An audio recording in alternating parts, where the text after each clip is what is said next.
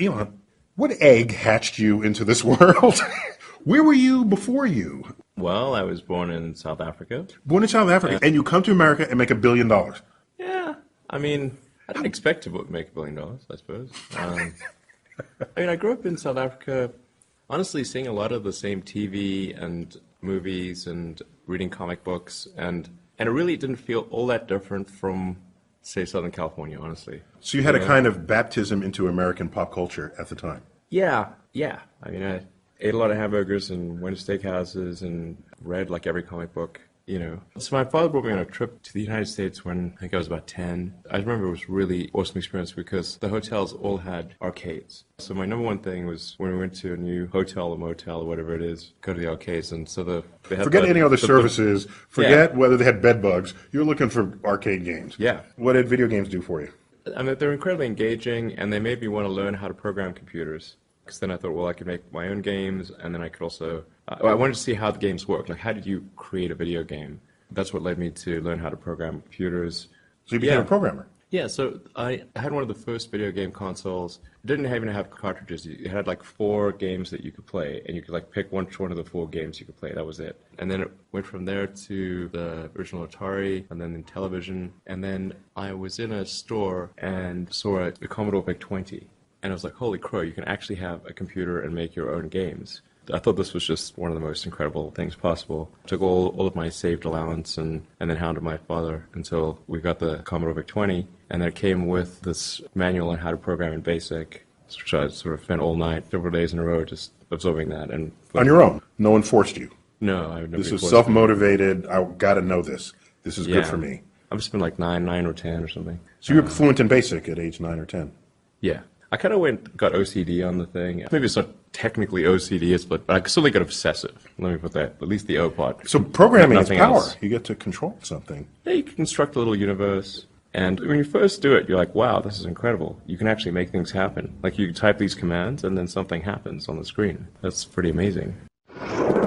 When I was in college, I sort of thought, well, what are the things that are most going to affect the future of humanity? And electric cars, solar power, essentially sustainable. Most people are thinking, I just want a job when I get out. And you're trying to reshape humanity as an undergraduate. I mean, in America, it's pretty easy to keep yourself alive. So, I mean, my threshold for existing was pretty low. I mean, I figured I could be in some dingy apartment with my computer and be okay and not starve. In fact, when I first came to North America, I was in Canada when I was 17. And just to sort of see what it takes to live, I'd try to live on $1 a day, which I was able to do. Wow. You sort of just buy food in bulk at the supermarket. Rice and beans and... Yeah, I went more for the hot dogs. Hot dogs, okay. Hot dogs and oranges.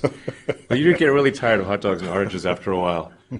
And we can also pasta and a green pepper and a big thing of sauce, and that can go pretty far too.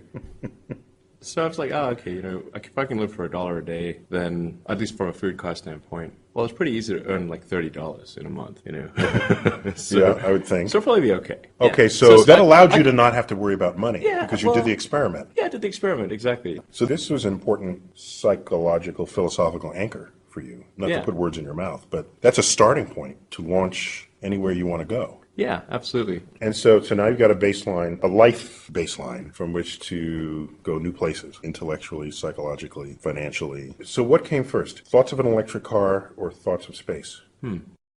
When you're starting out in college, like in your freshman, sophomore year, you have these sort of sophomoric philosophical wanderings. And I try to think of, what are the things that seem to me would most affect the future of humanity? There were really 5 things, 3 of which I thought would be interesting to be involved in. The 3 that I thought would definitely be positive would be the internet, sustainable energy, both production and consumption, and space exploration, more specifically the extension of life beyond Earth on a permanent basis. And then although I never thought I would actually be involved in that. That was simply something I thought that was important in the abstract, but not something I thought I would ever have an opportunity to be involved in.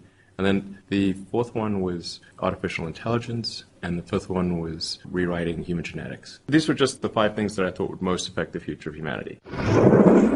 When I started out, my goal was to do a philanthropic mission with the intent of increasing NASA's budget. That was my goal.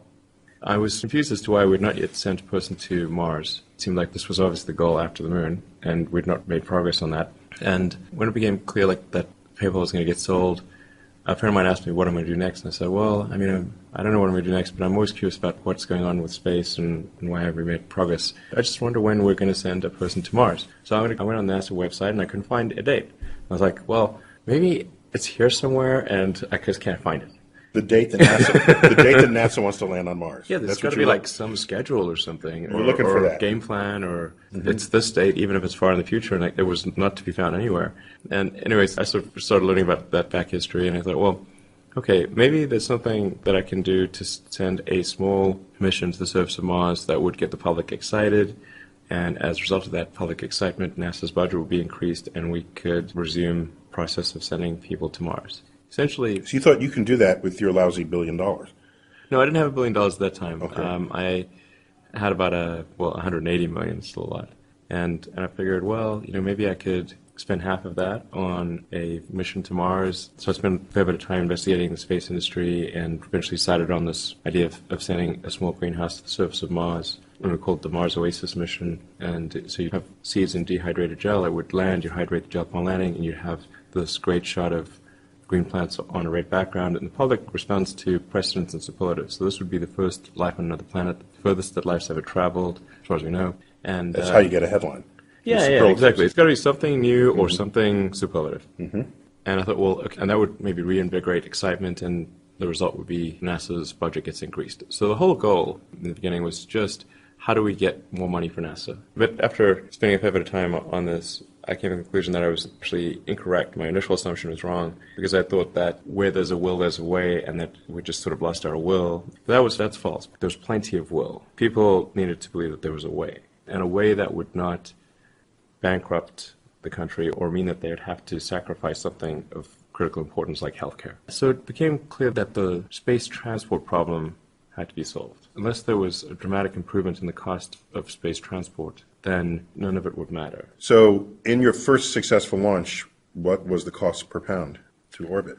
About $6,000. $6,000. Okay, that's an improvement. Yeah, not bad. Not $100 a pound. No. To get to $100 a pound, you need a big rocket that's fully reusable. Are you there yet? No. We're making progress, though. It's been 12 years. So far, we've not recovered a stage. But I think we'll recover a stage within the next year and be able to reflight. Is there a date on your website where someone can say, he's going to land on Touché. Mars? Good point. That sounds like a no. Well, I mean, I've said it publicly many times, although maybe we should put something on the website, which is that I think we've got a decent shot of being able to send a person to Mars in about 11 or 12 years. From a terrestrial standpoint, the biggest problem we need to solve on Earth this century is sustainable production and consumption of energy. This really is quite a serious problem. People really should take this quite seriously. Even if you put the environmental consequences of dramatically changing the chemical composition of the oceans and atmosphere aside, we will eventually run out of oil. Holding that aside.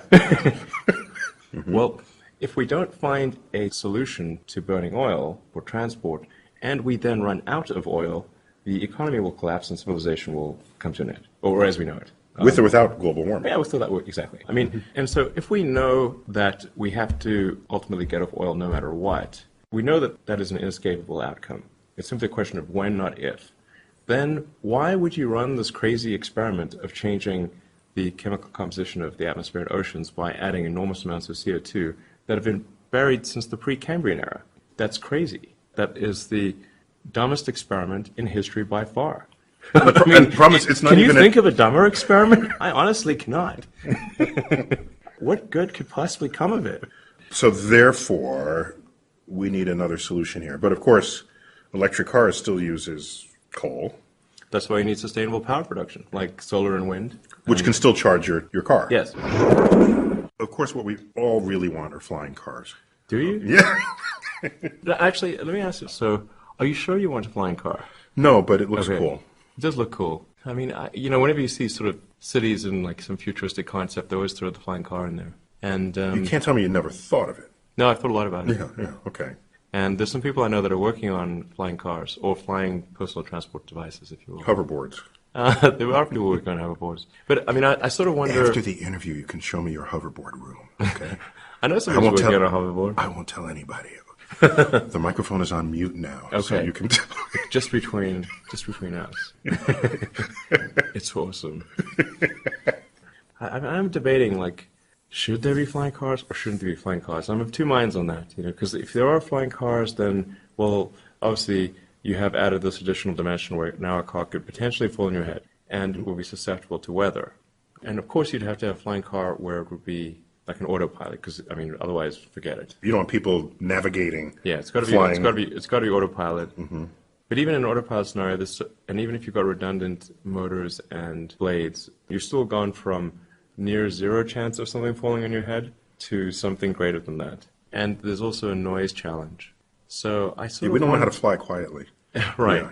Okay, so I'll wait it out some longer. Something that I do think would definitely help a lot in cities is more tunnels. Essentially, with a flying car, you're talking about going 3D. And there's a fundamental flaw with cities where you've got dense office buildings and apartment buildings and duplexes, and they're operating on 3 dimensions, but then you go to the street and suddenly you're 2-dimensional. Because it's a surface. Yeah, This is how New York City solved this with the subway, going Right. underneath multiple layers of subway. Right. So we are actually traveling in 3 dimensions, but below the ground rather than in the air. But I think if you were to extrapolate that to cars and have more car tunnels, then you would alleviate congestion completely. In And you cities. wouldn't need the flying car. You would not need a flying car in that case. And it would always work even if the weather's bad. And It would never ice up. it would never ice up, and it would not fall on your head. So We're going to it get seems- started on that right away. I mean, I'm quite worried about artificial superintelligence these days. I think, and I've said this publicly, I think it's maybe something more dangerous than nuclear weapons. So we should be really careful about that. If there was a very deep digital superintelligence that was created that could go into rapid recursive self-improvement in a non-logarithmic way, then, that was... And it's self-learning. Yes. So, like, it just could reprogram itself to be smarter and iterate very quickly and do that 24 hours a day on millions of computers. Well, Then that's all she wrote. That's it. all she wrote. I mean, we will be like a pet Labrador if we're lucky. I have a pet Labrador, by the way. We'll be their pets. It's like the friendliest creature. But No, they'll domesticate us so that Yes. we will be Exactly. lap pets to them. yes. I mean, or something strange is going to happen. They'll keep the docile humans and get rid of the violent ones, and then Yeah. breed the docile humans. Yeah, I mean, the utility function of the digital superintelligence is of stupendous importance. Yeah. What does it try to optimize? And we need to be really careful with saying, oh, well, how about human happiness? Because it may conclude that all unhappy humans should be terminated. And, or that we should all just be captured and with dopamine and serotonin directly injected into our brains to maximize Happiness. because it's concluded that dopamine and serotonin are what cause happiness. Therefore, Therefore, maximize them. I'm just saying we should exercise caution. I'm quite optimistic about the future. I mean, I don't think we're about to enter a dark age. It could happen, but it's not, I think, not likely anytime soon. not before you get to Mars. Hopefully not before we get to Mars. But bear in mind that And part of the act of trying to get to Mars is a force to keep us out of the dark ages. I mean, there's always a chance that something calamitous could happen to Earth, either a natural or man-made catastrophe. Certainly we see that in the fossil record. And we've invented all sorts of ways of doing ourselves in that the dinosaurs didn't have. And we haven't managed to solve the asteroid problem. So, therefore, our risk is higher, okay? I'm sure people realize this. If you haven't solved the problems that have caused the prior extinctions and you've added new ones, you've not improved the situation. And that's sort of where we are right now. And there are some really smart people that are a lot more pessimistic than I am, like, the Stephen Hawkings of the world and Martin Rees, the Royal Astronomer. They're all quite pessimistic. I'm a naturally optimistic person, but I do think that there's value in establishing life insurance, which, if life as we know it is on more than one planet, then the light of consciousness as we know it is likely preserved into the future for much longer.